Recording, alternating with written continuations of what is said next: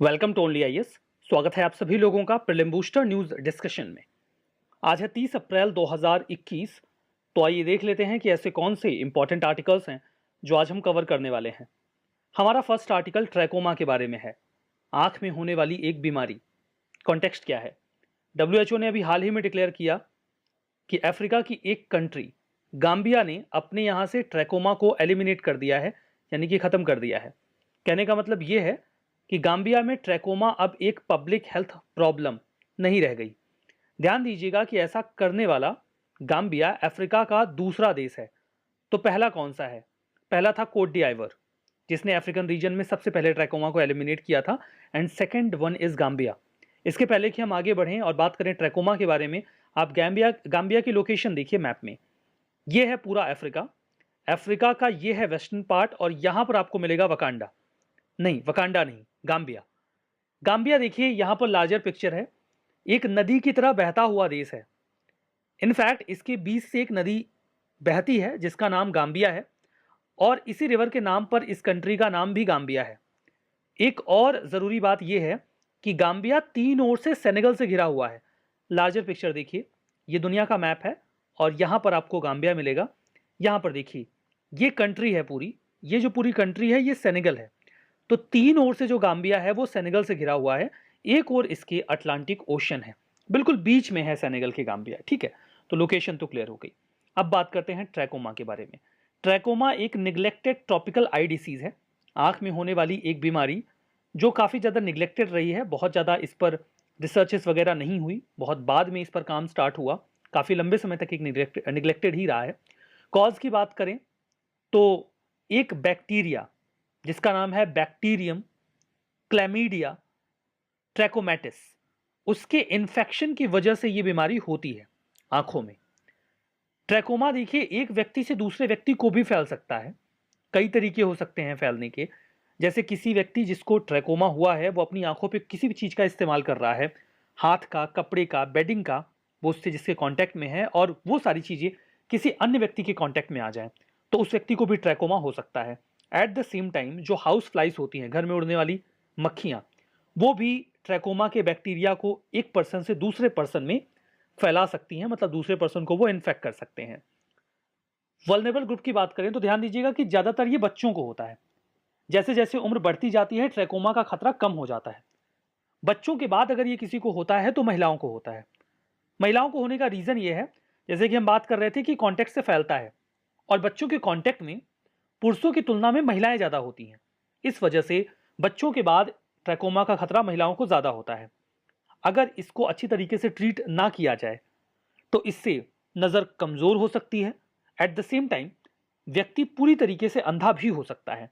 तो ट्रैकोमा एक खतरनाक बीमारी है। बात करते हैं global elimination of trachoma by year 2020, यानी कि गेट 2020। 1996 में WHO ने इस इनिशिएटिव को लॉन्च किया था जिसका नाम गेट था, ग्लोबल एलिमिनेशन ऑफ ट्रैकोमा, जिसमें 2020 तक ट्रैकोमा को एलिमिनेट करना था।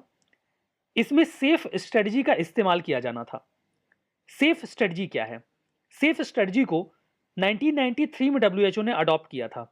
इसमें उनका प्लान ये था कि वो ट्रैकोमा को एलिमिनेट करने के लिए लीडरशिप अवेल करेंगे, इंटरनेशनल एफर्ट्स करेंगे, वेरियस कंट्रीज के साथ कोऑर्डिनेट करने के साथ ही साथ वो ट्रैकोमा को एलिमिनेट करने के लिए काम करेंगे। और जो भी सेफ स्ट्रेटजी होगी उसमें रिपोर्ट और प्रोग्रेस वगैरह भी रिकॉर्ड की जाएगी। तो ग्लोबल एलिमिनेशन ऑफ ट्रैकोमा के तहत सेफ स्ट्रेटजी को इस्तेमाल करते हुए ट्रैकोमा को एलिमिनेट करना था।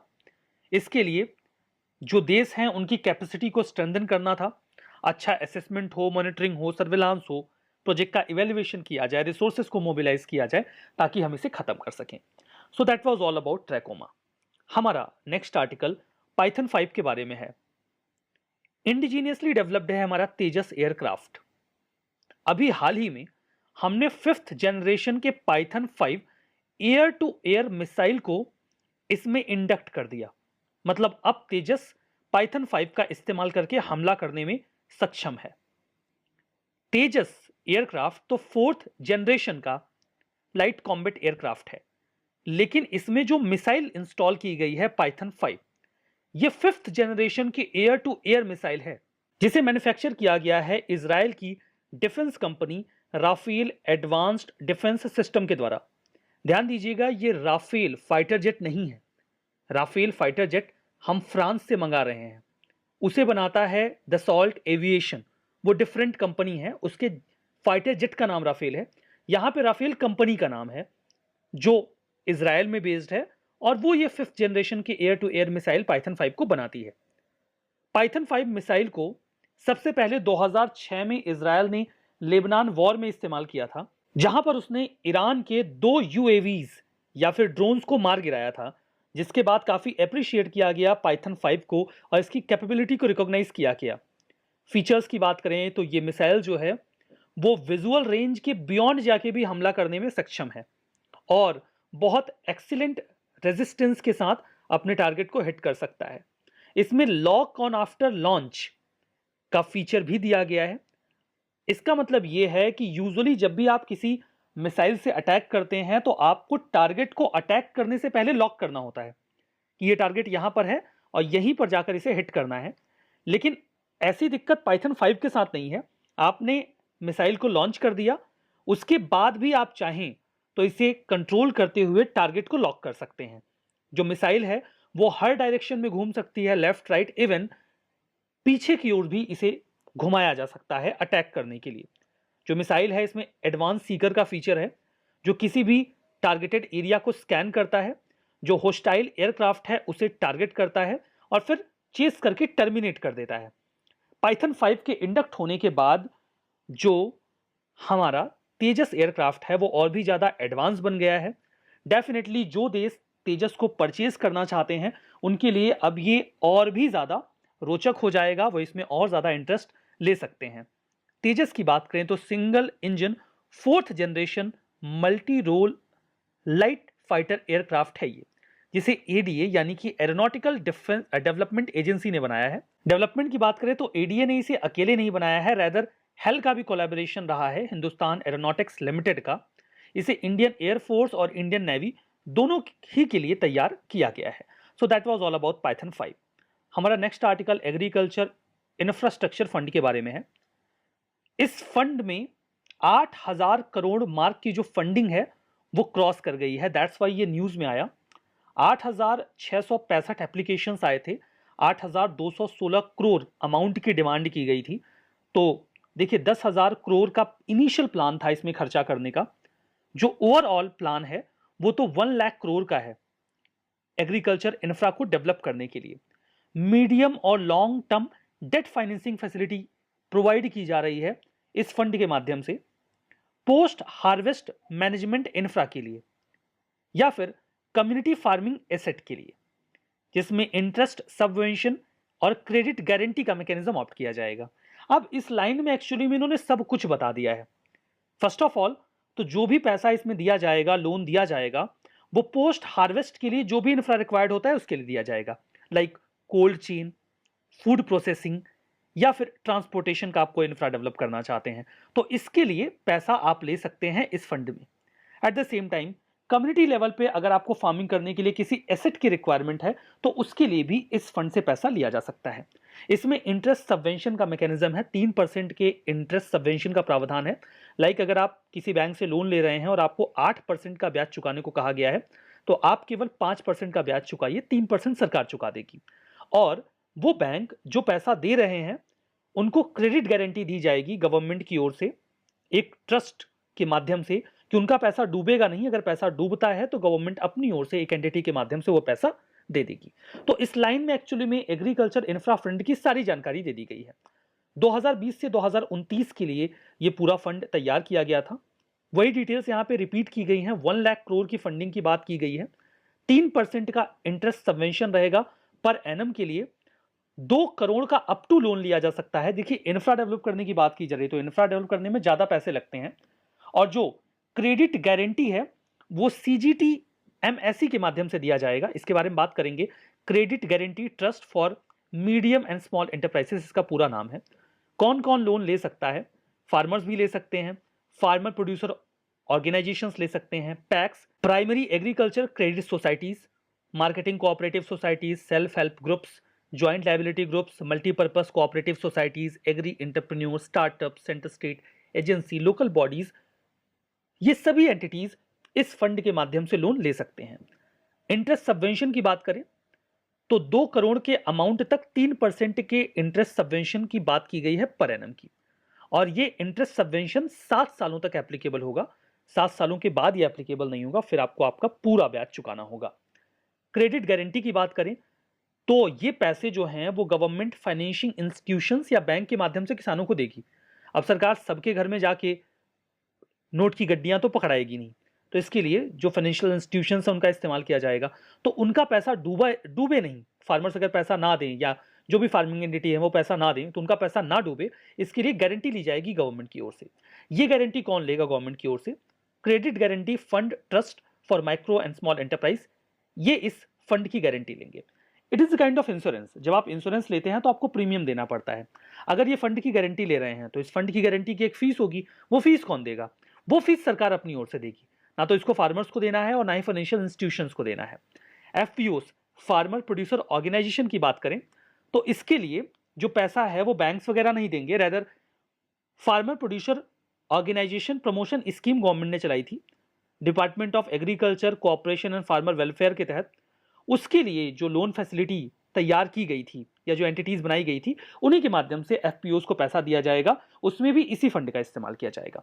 फंड के मैनेजमेंट के लिए देखिए online management information system develop किया जाएगा। एक प्लेटफॉर्म होगा जिसके जरिए सारे ट्रांजेक्शन्स को मॉनिटर करेंगे कि पूरा फंड अच्छी तरीके से डिसबर्स हो रहा है कि नहीं हो रहा है। नेशनल, स्टेट, डिस्ट्रिक्ट लेवल पर मॉनिटरिंग कमेटीज का गठन किया जाएगा ताकि रियल टाइम मॉनिटरिंग की जा सके और इफेक्टिव फीडबैक भी अवेल किया जा सके। हमारा next article power grid infrastructure investment trust के बारे में है। पीजीसीआईएल, इसने अभी इनविट लॉन्च किया है। इनविट यानी कि इंफ्रास्ट्रक्चर इन्वेस्टमेंट ट्रस्ट। चूंकि ये इनविट पावर ग्रिड का है तो इसे आप power grid infrastructure investment trust या पीजी इनविट भी कह सकते हैं। मे भी आपको कुछ क्लियर ना हुआ हो कि ये सारी बात चल क्या रही है। देखिए, पावर ग्रिड, जिससे पावर का जनरेशन होता है, पावर को ट्रांसपोर्ट किया जाता है, इसके लिए इंडिया की एक लीडिंग कंपनी है, पब्लिक सेक्टर की कंपनी है। उसका नाम है power grid corporation of India.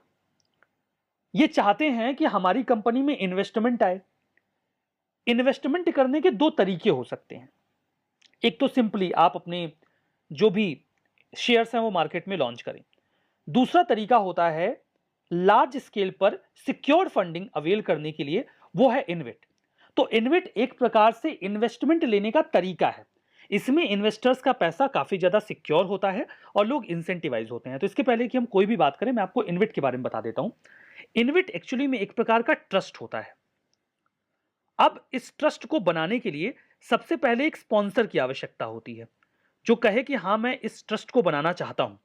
ठीक है, अब ये जो इनविट बनेगा, इस इनविट में जो स्पॉन्सर होगा वो यही है, power grid infrastructure investment trust.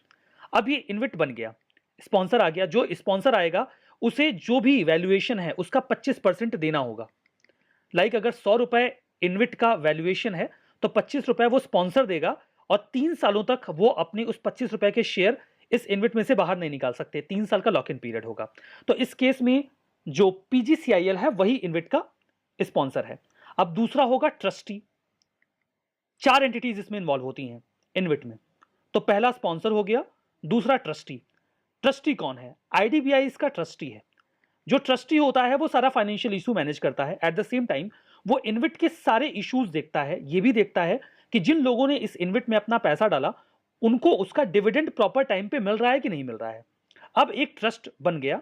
इस ट्रस्ट में एक स्पॉन्सर ने अपने 25% अमाउंट डाल दिया और एक ट्रस्टी है जो ये देखेगा कि बाकी लोग जो अपना पैसा इस इनविट में लगाएंगे उनका पैसा सही जगह पे इन्वेस्ट हो और लोगों को प्रॉपर डिविडेंड मिले। अब आपको अगर अपना पैसा इस इनविट में लगाना है तो आप इस ट्रस्ट को अपने पैसे दीजिए। सारे जो प्राइवेट इन्वेस्टर्स हैं वो अपना पैसा अब इस इनविट में डालेंगे। 100 रुपए में 25 रुपए स्पॉन्सर ने दे दिए, 75 रुपीज बाकी सब लोग इकट्ठा करिए। अभी जब सारा पैसा इकट्ठा हो गया इनविट में, सपोज करिए 100 रुपए इकट्ठा हो गया, अब इस 100 रुपए को खर्चा करना है। क्योंकि हमें पहले से पता है कि ये इंफ्रास्ट्रक्चर इन्वेस्टमेंट फंड है, इंफ्रा को डेवलप करने के लिए इसका इस्तेमाल किया जाएगा इस पैसे का। और चूंकि power grid infrastructure investment trust है तो पावर ग्रिड के सेक्टर में इस पैसे का इस्तेमाल किया जाएगा। अब इसके लिए पैसा सही तरीके से सही जगह पे इस्तेमाल हो, इसके लिए एक इन्वेस्टमेंट मैनेजर को चुना जाएगा जो एक्सपर्ट हो मार्केट का, जो जानता हो पैसा कहां इन्वेस्ट करना है। अब उन्होंने पैसा इन्वेस्ट कर दिया, उस पूरे इन्वेस्टमेंट को मैनेज करने के लिए एक प्रोजेक्ट मैनेजर को नियुक्त किया जाएगा जो कि इन्वेस्टमेंट मैनेजर के अंडर में काम करेगा। तो टोटल 4 एंटिटीज इन्वेट में होती हैं, स्पॉन्सर, ट्रस्टी, इन्वेस्टमेंट मैनेजर और प्रोजेक्ट मैनेजर। ये क्लियर हो गया। जो स्पॉन्सर होगा उसे 25% अमाउंट लगाना होगा, जो भी वैल्यूएशन होगा इन्वेट का। 3 साल का लॉक इन पीरियड होगा। एक मामला और है, इन्वेट में जो भी पैसा आया है, 100 रुपए लाइक आया है, तो आपको 80 रुपए ऐसे प्रोजेक्ट में खर्च करने होंगे जहां से ऑलरेडी रेवेन्यू जनरेट हो रहा हो, वहां से पैसा आ रहा है, ताकि आप अपने इन्वेस्टर्स को डिविडेंड दे सकें। बाकी का जो 20 रुपए है उसका इस्तेमाल, उसमें से अप टू 10% आप इस्तेमाल ऐसे प्रोजेक्ट में कर सकते हैं अमाउंट को जो डेवलपिंग हो, जिस पर अभी काम चल रहा है। बाकी का अमाउंट आप जो शेयर मार्केट है या फिर गवर्नमेंट सिक्योरिटीज हैं उसमें भी लगा सकते हैं, लेकिन 80% सिक्योर जगह पे पैसा लगाना पड़ेगा। तो इन्वेट में जो भी इन्वेस्टर्स पैसा इन्वेस्ट करते हैं वो कंपैरेटिवली सेफ होता है। So that was all about InvIT. InvIT का बैकग्राउंड जानना बहुत जरूरी था, नहीं तो ये पूरा टॉपिक क्लियर ही नहीं होता। इन्वेट आप समझ गए हैं तो इसके बाद इस टॉपिक में कुछ खास नहीं बचा। ये फर्स्ट इंफ्रास्ट्रक्चर इन्वेस्टमेंट ट्रस्ट है जिसे पब्लिक सेक्टर की कंपनी की द्वारा लॉन्च किया गया है। ध्यान दीजिएगा, पहला इन्वेट है जो पब्लिक सेक्टर की किसी कंपनी ने लॉन्च किया है। पीजीसीआईएल पब्लिक सेक्टर की कंपनी है। प्राइस बैंड मतलब एक यूनिट ऑफ शेयर की जो कीमत रखी गई है वो 99 से 100 रुपए रखी गई है। इस पूरे इन्वेट में 4,993 करोड़ रुपीस इकट्ठा करने का प्लान है।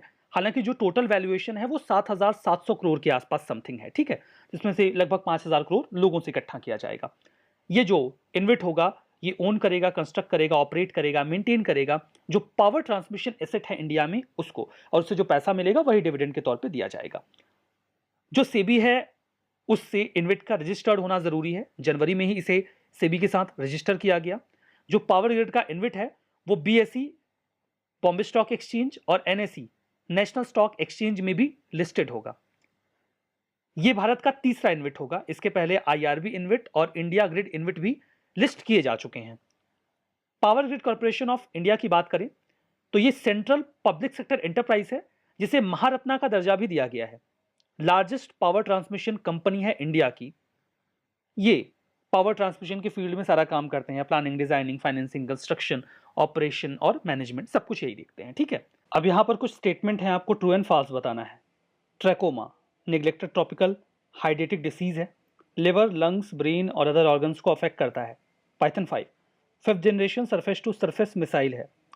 Agriculture infrastructure fund 1 lakh crore का फंड प्रोवाइड किया जाएगा बैंक्स और फाइनेंशियल इंस्टीट्यूशंस के द्वारा, इंटरेस्ट सबवेंशन के साथ 3% per annum. Power grid corporation of India Maharatna है, सेंट्रल पब्लिक सेक्टर एंटरप्राइज है। बताइए कौन सा स्टेटमेंट सही है, कौन सा गलत है। अपना जवाब कमेंट बॉक्स में मेंशन करिएगा। सेशन की पीडीएफ ओनली आयस के टेलीग्राम चैनल पे मिलेगी, लिंक डिस्क्रिप्शन बॉक्स में है। बाकी आप ओनली आयस नथिंग एल्स सर्च भी कर सकते हैं। तो आज के इस सेशन में बस इतना ही। बहुत बहुत धन्यवाद।